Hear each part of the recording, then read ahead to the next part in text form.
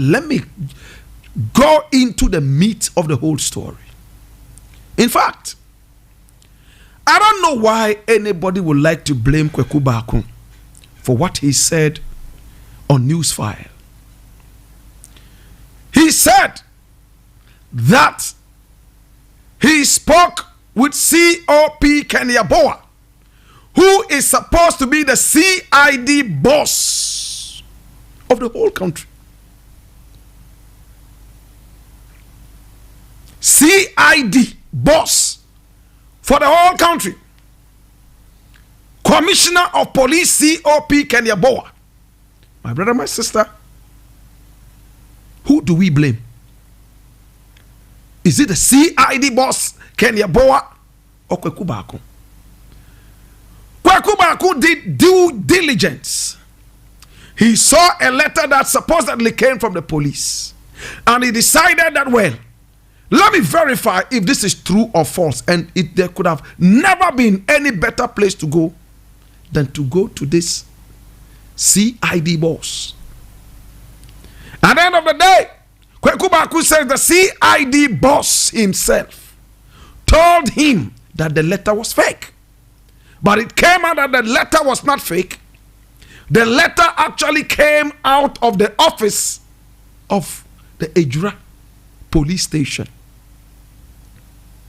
My brother, my sister, if you are following the argument right, the chips are beginning to fall.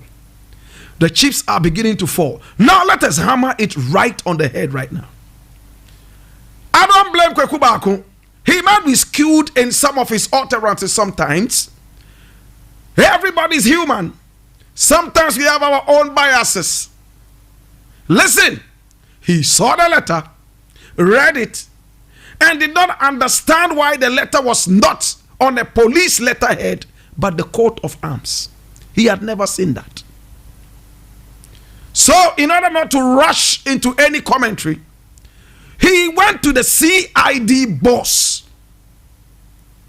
CID boss, according to Kweku Baako, confirmed that the letter was fake.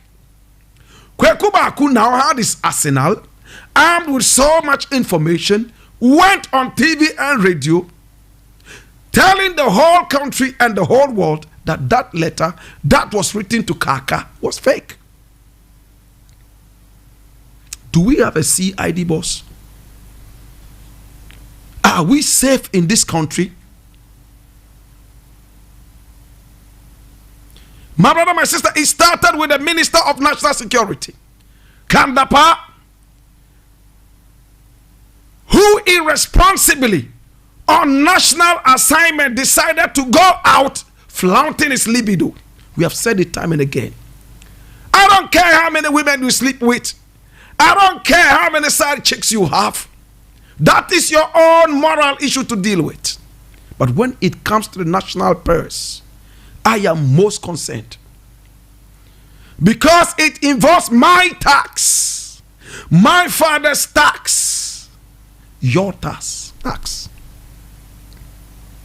Kandapa, Minister of National Security. Do you know what that means? The whole nation's security is in his hands.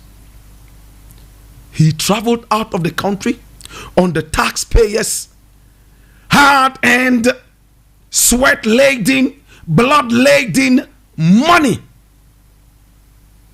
My brother, my sister, he went out there flaunting his libido.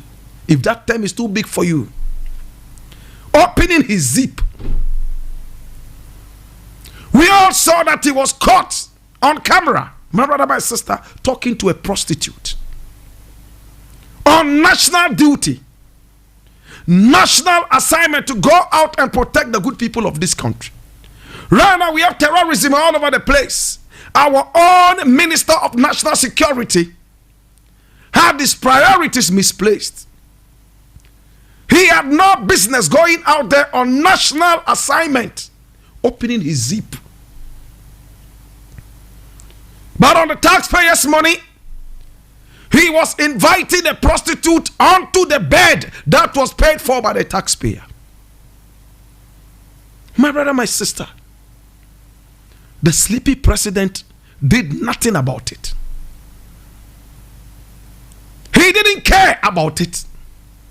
Now, this was the Minister of National Security. Leave him aside with his disgrace. Now, let us deal with the other man who told the whole world that the president must have his comfort when he flies out of the country. Therefore, he needs to have a shower in the skies. With all respect to Nitty Will, my brother, my sister, and he is another person who has the nation's security in his hands. Minister of Defense. So, Minister of Security, that's Minister of National Security, is busily running after prostitutes. Minister of Defense is defending the president's misplaced, luxurious priorities. Then, putting away Minister of National Security, National Defense, right now, my brother, my sister, is the CID boss. The CID boss, my brother, my sister, is so dim-witted. In other words, the CID boss is so ignorant about the fact that the police has been writing official communique on letterheads that have the police logo, and sometimes the one that has the coat of arms. He has never known this. The boss of the CID, National Security, Defense Ministry, CID, my brother, my sister, they are the people that owe us our security. All of them have failed in the tenure of office of a sleepy president. Are we safe? In fact, when I'm walking around and I see people on the park going ba ba ba ba ba ba ba ba ba ba ba ba ba ba, or I'm walking around the mosque and I hear Allahu Akbar, I say, oh, thank God, their prayers are working. By now, every member of this country should have been in the cooking pot of Al Qaeda or Al Shabaab. We are not protected at all in this country. Remember the aviation minister who said the airport is so porous, and he even mentioned the number of loopholes in the airport. They thought they were discrediting Mahama. Little did they know, my brother, my sister, that they were selling the whole country on a very cheap silver platter to the world. How can you be telling terrorists in the world, oh, the airport has this number of loopholes, blah, blah, blah, and you are blurting that out, spitting this out, thinking that you are discrediting one man, putting all our lives at risk. How many people are following this argument? Your national security boss was so helpless, did not even know that he could be recorded whilst he was doing that video call. And he was asking, but I cannot see you. Oh, where are you? And the prostitute was busily recording him. The most painful thing is that my tax money is what is used to pay this guy. My tax money, your tax money, is what is used to pay a man who desires the flesh of prostitutes. Should I not be angry? Should I smile and embrace all these prostitutes running after men? If he had done it in his free period, my brother, my sister, who gives a rat backside about this? Nobody cares about it. After that, when you catch your ears and you are dying, you are going to be buried in a different coffin from mine. But no, he did it on the taxpayer's ticket. President said nothing. President is still sleeping. I don't know if where the president lives is full of flies. So the president might probably be suffering from trypanosomiasis, aka sleeping sickness. So many dangerous things are happening in this country. Our security is nothing but a fleeting illusion.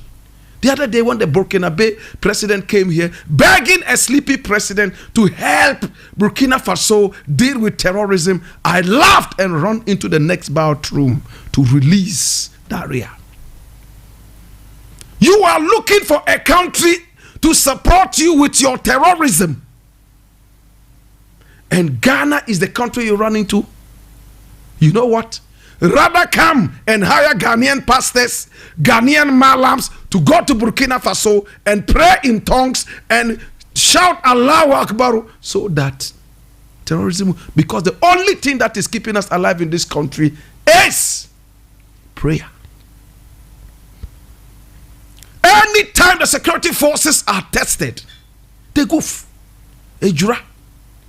Listen to what we are hearing. The commission is hearing stories and they are so shocking. Anytime the security forces are tested a little bit, it's chaos. Police was supposed to go and take care of the Ejura shooting. No. They rather sent soldiers who knelt down and took a good aim at the people and floored them. Now they are ghosts lying down, or better still, are molding in their graves. Why shouldn't I be angry? If what Kweku Baku said is anything to go by, A+'s anger should rather go to the CID boss. What has Kweku Baku done wrong? He has been good enough to tell us that he got his information from the CID boss. And I want to thank Kweku Baku for bringing out this information. He tells us that the CID boss has joined the president in the sleeping spree. They are both sleeping. Kandapa has joined them on that sleeping spree. And the worst of them all, my brother, my sister, is the IGP. He's sitting in heaven right now where there's no crime. Such empty heads. Such empty heads. And if you look at their salaries, my brother, my sister, they are so hefty, you would think that they carry home elephants every month. Why must I not be angry? Why should you not be angry?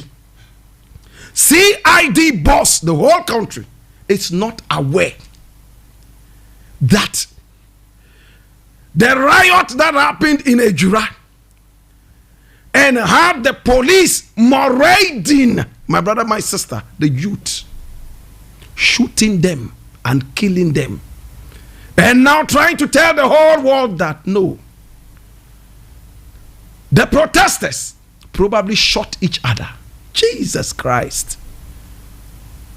Those of you who are not following the committee sitting, you are losing a lot.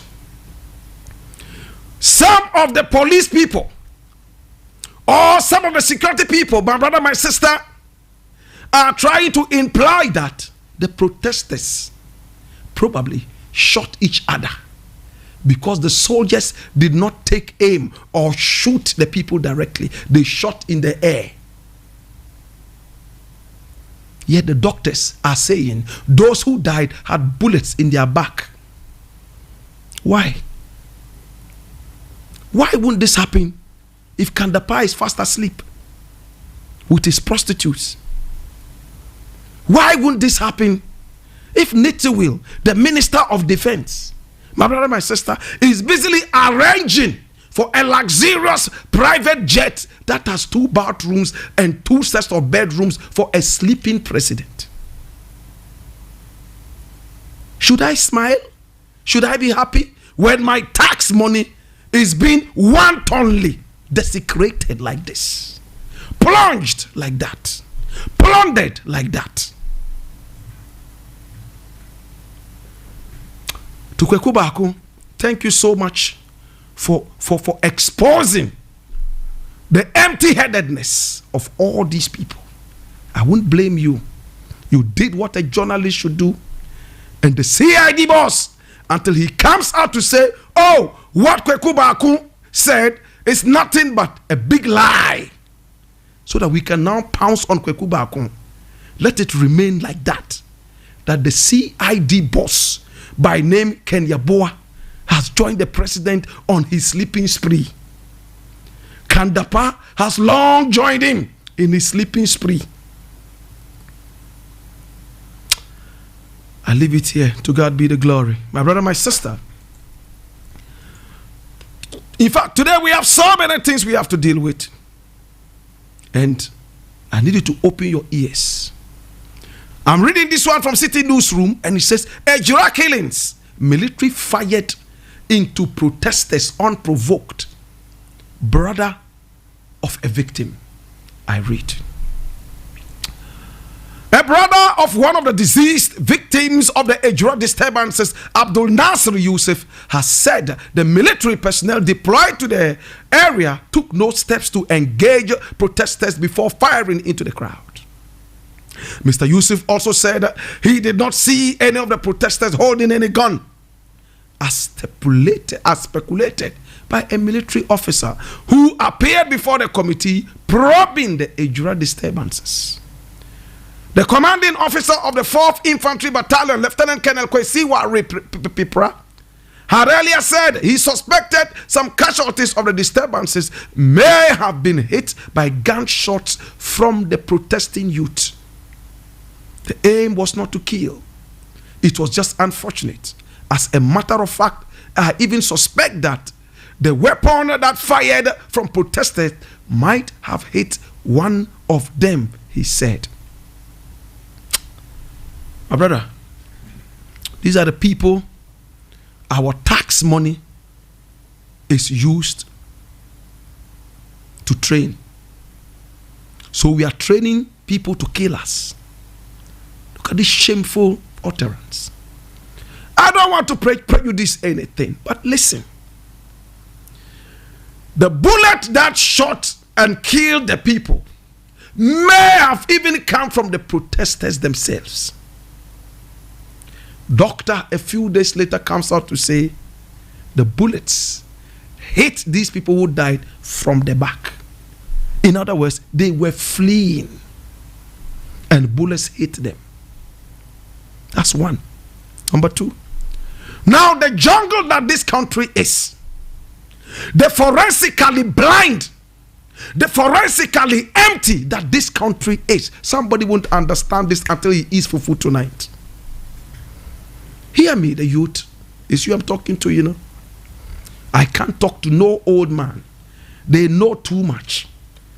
In our country, a young man would never dare talk to an old man because the old man knows too much.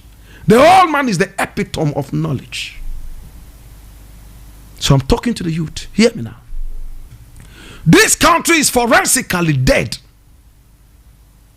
When was the last time you heard police was going around looking for fingerprints? Do they have the technology? In fact, when I watch TV and I see how other countries deal with their forensics, my blood runs cold. In fact, my blood freezes. When I'm in America and I walk around and I see anything on the floor, no matter how much it is valued, I don't touch it. When I'm in England, it's the same thing.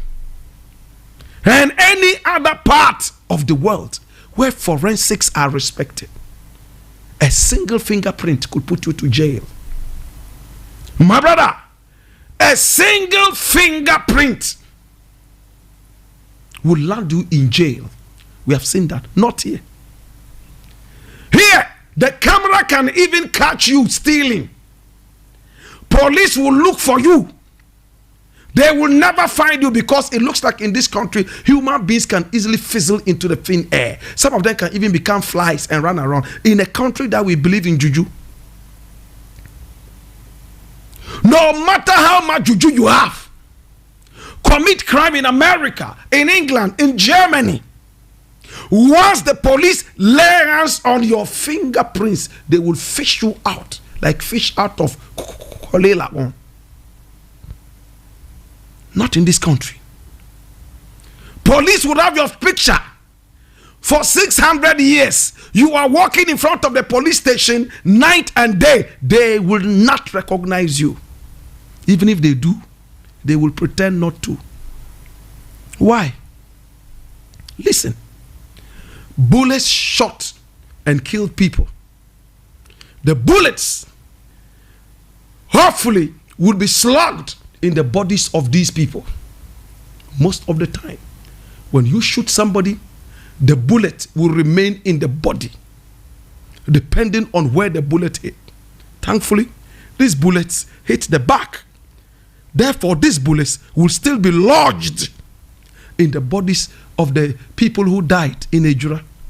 Do we have the forensics to pick up the bullets and find out the number on the bullet and be able to trace it and see if the police bullets had the same serial numbers? No, conjecture. We are doing kanjori, magic, juju. So any Tom, Dick, and Harry can go to a commission and tell a plethora of lies and walk free.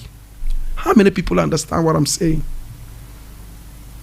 In some countries, one bullet case is enough to cage 20 different people. One bullet case. When you fire a shot, that thing that falls out of it, my brother, my sister, is enough to take you to jail. But no, they are conjecturing. Oh, the bullets might have been shot by protesters. Oh, really? Today, when I listened to the commission sitting, and this Abdul Nasser guy came and spoke, and he described things so vividly, how a soldier man bent down and took some amount of time to adequately aim, and he fired several shots in the crowd. But the police told us that, in fact, was it the police or the army, that the man who knelt down there didn't shoot anybody? Why? They protect each other against us who are paying them. I leave it here. My brother, my sister, today we have so many things to discuss. I'm reading this from my Joy Online, and I need you to come along with me, my brother. Hear me. It says, Ghana may run out of ICU beds amidst COVID-19 surge. And this is from the GMA, Ghana Medical Association. Did you hear that? Ghana may run out of ICU beds. And ICU means what? Intensive care unit. Hear this. Ghana may run out of ICU beds amid COVID-19 surge. And I read first two paragraphs and I'm done. The Ghana Medical Association, GMA, is warning that intensive care units in Accra's major hospitals are being overstretched as the country deals with a surge in COVID-19 cases. I'll leave it here. Hear me now. In India, where we were getting some of our vaccine from, AstraZeneca, the Delta strain of COVID-19 hit India so bad that Indians were dying on the streets like dogs. Excuse my language. Delta hit India so bad, the country we were getting AstraZeneca from initially. COVID-19 hit them so bad that Hindus started smearing cow dung. Cow dung on their body and shouting Hare Krishna, Hariya, Hare Krishna, Hariya, Hari, Hari, Hari, Hari, Hari, Hari, Hari. You know, Indians are so spiritual. Hare Krishna, Hariya, Hare Krishna, Hariya did not save them from dying like mosquitoes on the streets of Bombay and Mumbai. My brother, my sister, hear me now. Look, India ran out of gas. India was now begging for countries around, including Spain and Portugal and Italy, to send gas so that they will cut people's faces for them to breathe. Foo, foo, foo. Because people were dying in their droves. Yet this was the country that was supplying us with AstraZeneca. Why am I making this point? Put India aside. Just yesterday, it came out that the other country in the world where the new strain of COVID-19 called Delta has hit and people are also dying like mosquitoes is Cuba. And Cuba is the same Cuba that is supposed to train Ghanaians on how to produce COVID-19 vaccines. Hear me. Any country that refuses to accept the vaccine and the danger of COVID-19, the president would have to die. Have you observed that? Chadian president, dead and gone. Magufuli of Tanzania has been magulified. Haitian president, Lord God have mercy, he has been slaughtered and iced.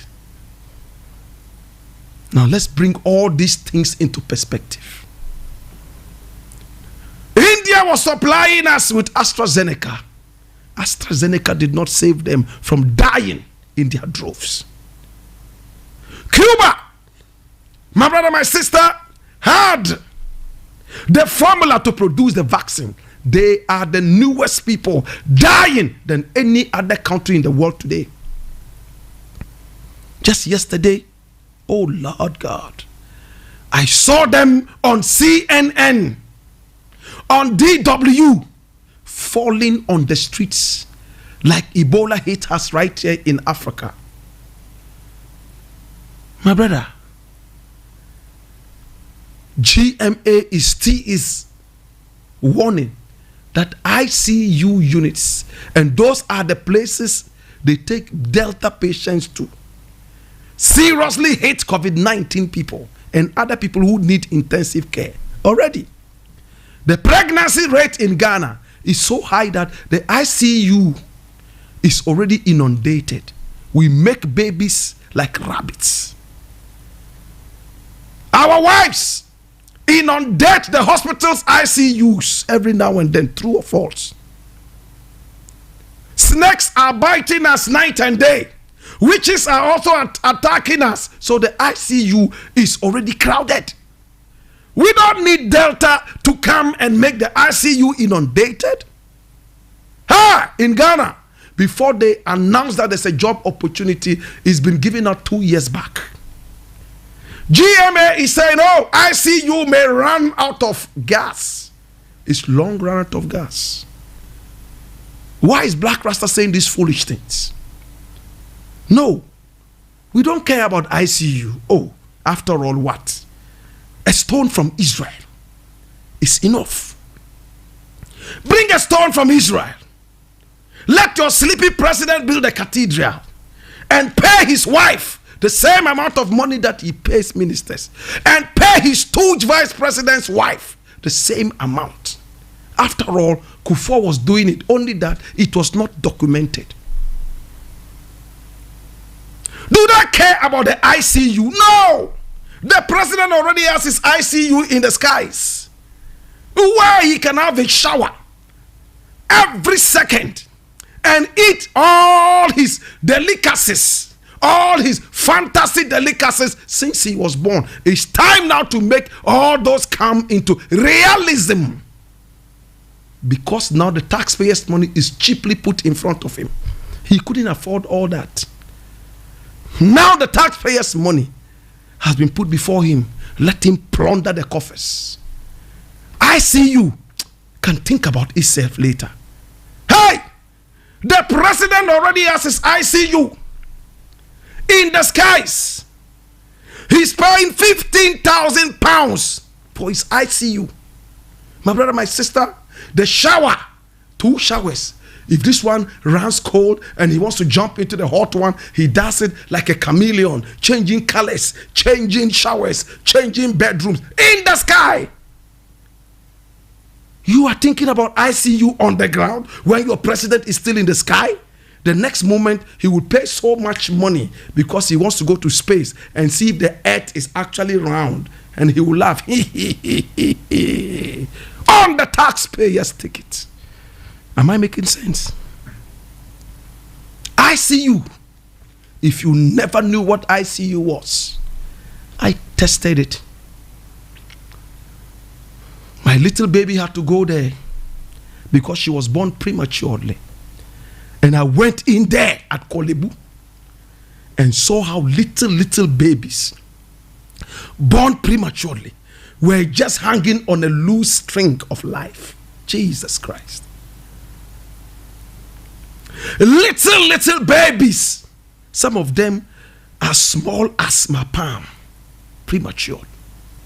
I wish every Ghanaian would have the opportunity to take a spectacle of the ICU. Little babies hanging on a string of life. A lot of them were 99.9% dead already. When my little baby went in there a couple of years back, if I closed my mind and said it's over, to God be the glory. The baby, I went to the doctor and asked the doctor, Doc, do you think this little baby is going to get well? And I realized that he was shaking his head. We said, well, it's 40% chance. That's what he told me. In Ghana, if they tell you 40%, that's 2%. Ghanaians are so economical when it comes to things like this. Which doctor will tell you, you have 99.9 chances of death. The only survival is 0.001. Which doctor will tell you that? They need to give you some hope.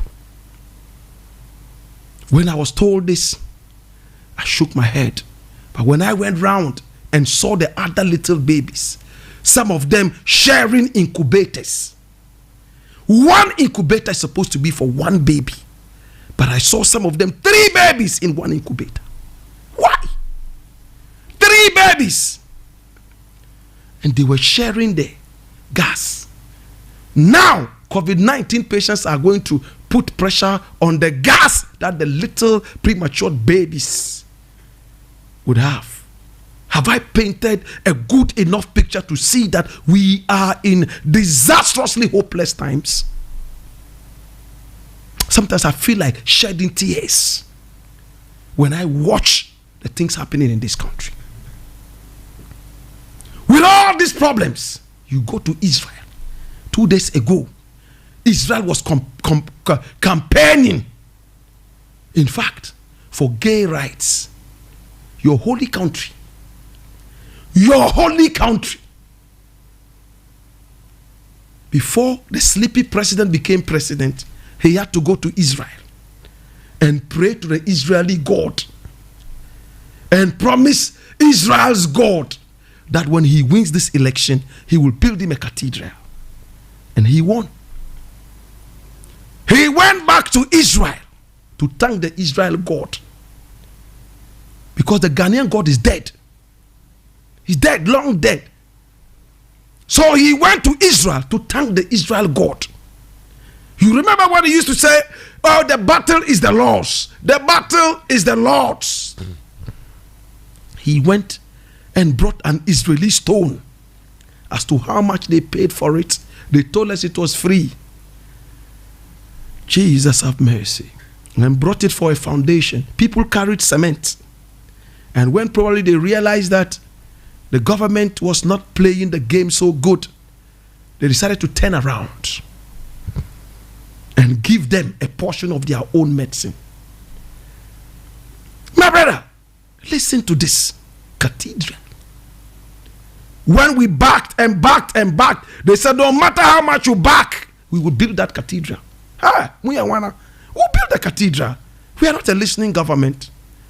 Then all of a sudden, luxurious aeroplane flying, 2 showers, 2 bedrooms, so that the president could sleep on and on and on.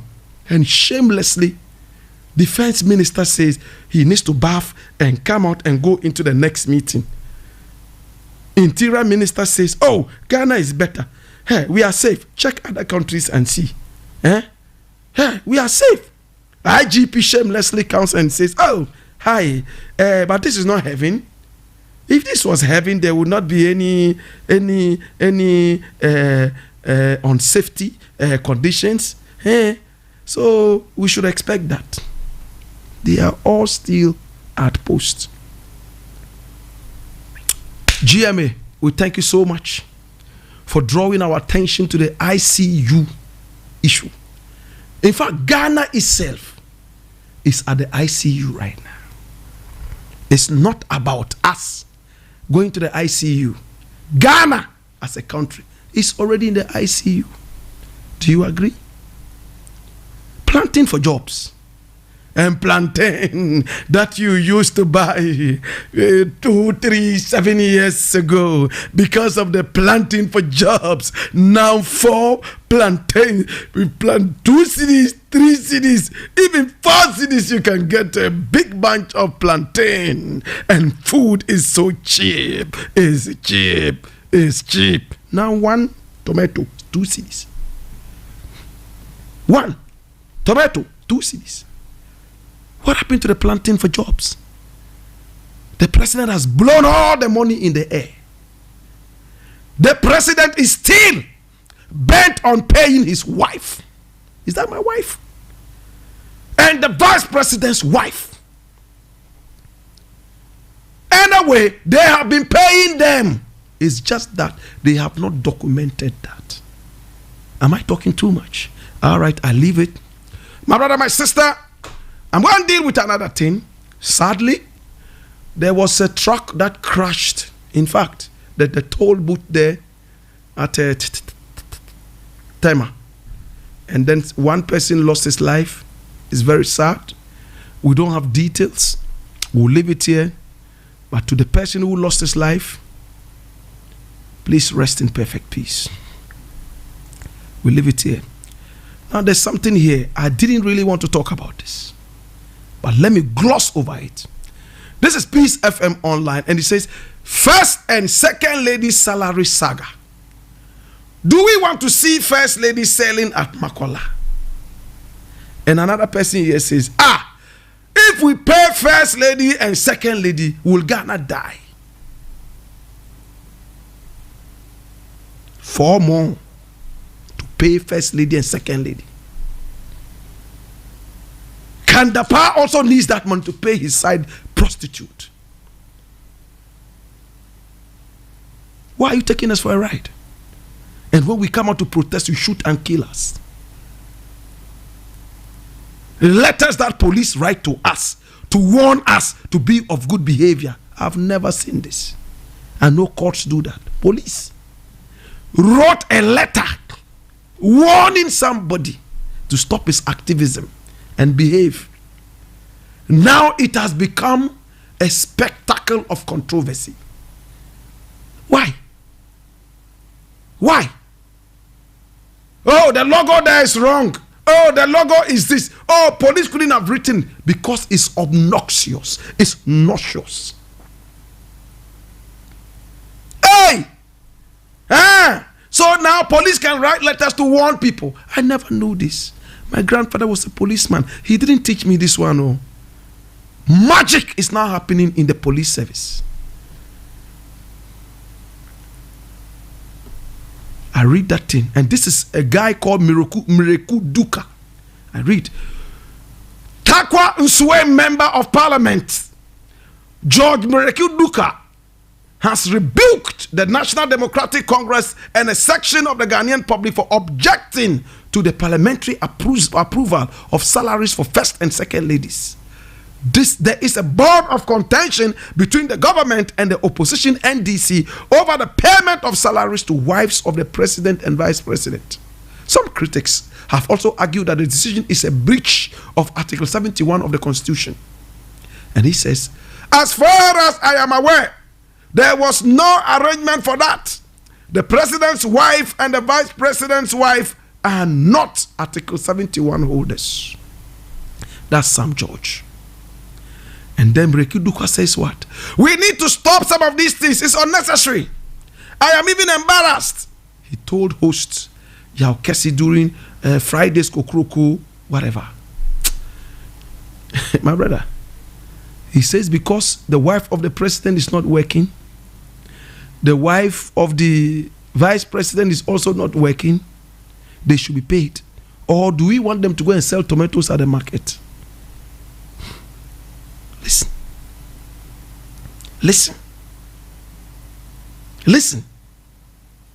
Jesus have mercy. Which country in the world pays its first ladies and second ladies? Which one? Is it done in America? Is it done in England? Some of these things we don't even need to comment. The last thing I'm going to talk about, and I'm done. Did you hear Mr. President saying that if you want to be a millionaire, don't be a teacher? Did you hear that? Our president has said that teachers should forget about being millionaires as teachers. If they want to be millionaires, they must do other things.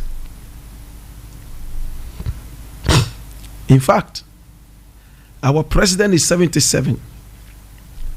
Maybe his teacher is not alive anymore. He would have been so disgraced and so ashamed of this president. Now, everybody listening to this, you must hear this. Mr. President says that teachers have no right to be millionaires. That if you want to be a millionaire, you should do other jobs. Hear this?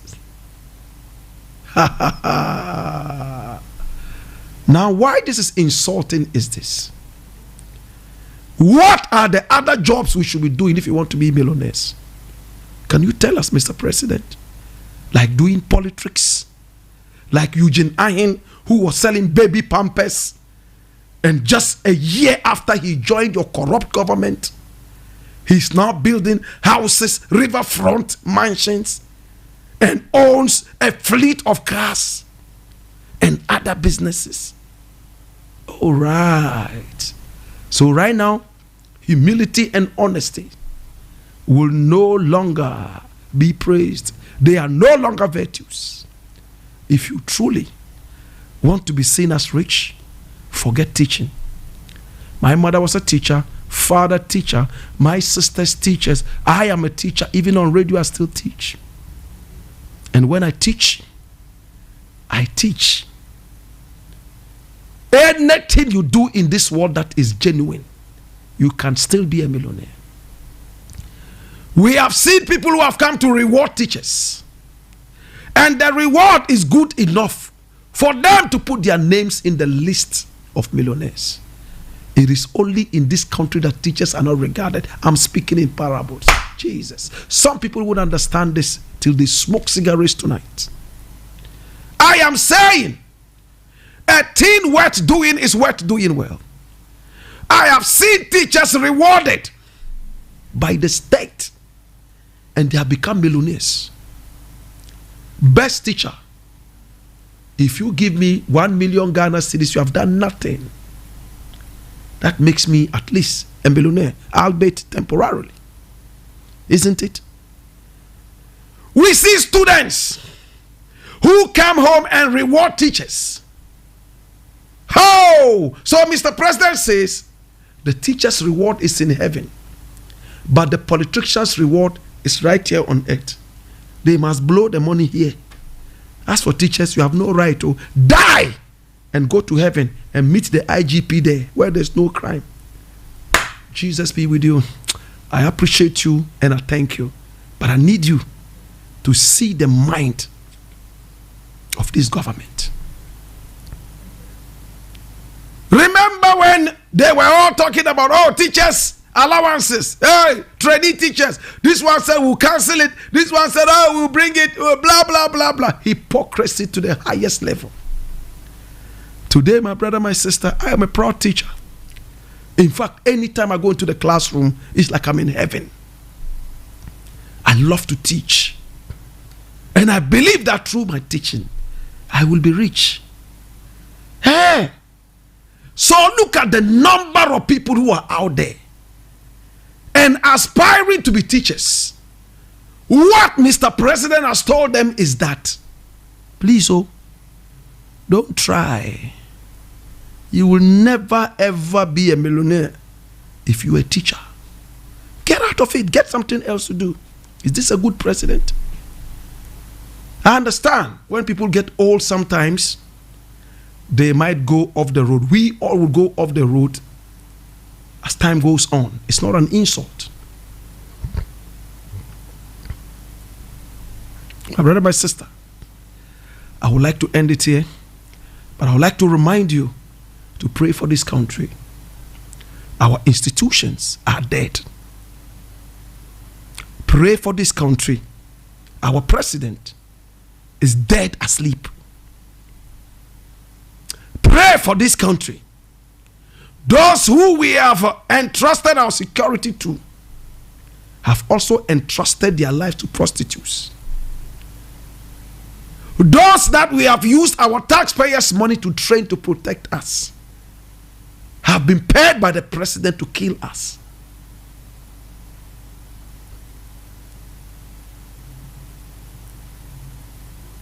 Ghanaian businesses are collapsing night and day.